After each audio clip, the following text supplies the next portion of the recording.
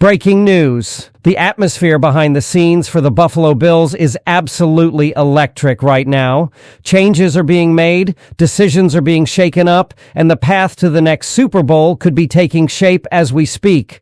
But before you head out on the field for this big update, be sure to hit that like button if you believe the Bills have what it takes to go all the way this season. And I want to thank all the subscribers on the channel who are Buffalo Bills at heart and believe in the team. I truly believe with everything I have. And if you believe too, leave this in the comments. Go Bills, I believe. Now strap on your helmet, lace up your cleats, and put on your Bills jersey, and let's go. The front office seems to have zeroed in on a potential late-round draft pick who could turn into a hidden gem, a true depth beast with the potential to become a full-time starter. And when I say this could be the next big move for the Bills, I mean it. The signs are all there. Let's talk about Georgia Tech defensive tackle Zeke Biggers. The Bills recently conducted a Zoom interview with him, and based on his combine performance, he's shaping up to be a solid day 3 target. Historically, the Bills have done a great job developing later-round picks into legitimate starters and sometimes even superstars. So, could Zeke Biggers be the next name added to that list? Let's break it all down. First, let's look at the numbers. Biggers ran a 4.14 40-yard dash, put up a 1.74 10-yard split, nearly hit a 35-inch vertical, and had a broad jump of 9 feet 3 inches. His athletic score was above average, ranking 19th among defensive tackles at the Combine. Now, his production in college wasn't eye-popping, but as every true football fan knows, stats don't tell the whole story. His advanced metrics paint a different picture, one that suggests he could be a crucial asset for the Bills' defensive line. Why does this matter? Let's talk about the Bills' current situation. The run defense was a glaring issue last season, and while Ed Oliver and Dwayne Carter are solid pieces, they don't have that big-bodied, dominant presence in the middle. Daquan Jones, the veteran nose tackle, has been that guy, but at 33 years old and coming off a down year, it's clear the Bills need to start planning for the future. And here's where things get really interesting. Zeke Biggers stands at 6 feet 5 inches and weighs 321 pounds. Now, compare that to Daquan Jones, 6 feet 4 inches, 320 pounds. The similarities are uncanny. It's almost as if the Bills are looking for his direct replacement. Think about it. If they draft Biggers in the later rounds, he can spend a year learning from Jones, refining his game and developing into a potential full-time starter. And with the Bills needing to be mindful of their salary cap situation, especially with big contracts on the books for guys like Josh Allen, finding a starting caliber defensive tackle on a rookie deal would be a massive win. Of course, Biggers isn't a perfect prospect. He struggles with pad level at the snap, which can give offensive linemen leverage. His tackling consistency needs improvement, and his first step explosiveness isn't elite.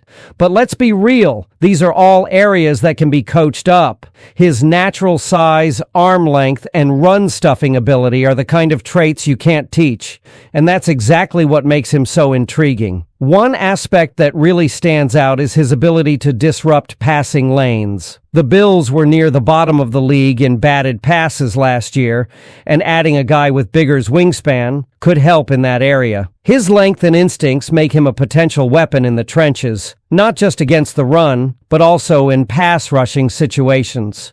So is this the Bills' plan? Are they quietly setting the stage for a Daquan Jones succession plan?